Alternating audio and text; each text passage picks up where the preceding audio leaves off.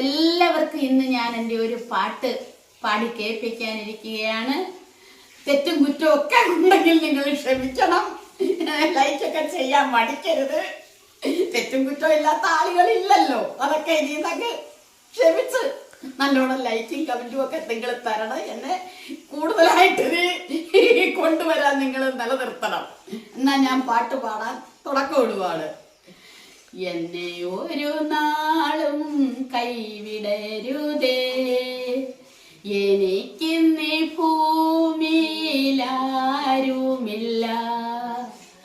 നീയൊഴികെ ആരിലും ആശ്രയമില്ല, നീയില്ലാത്ത ജീവിതം ശൂന്യമാണ്, നീ നയിക്കും പാതയിൽ നടത്തണമേ.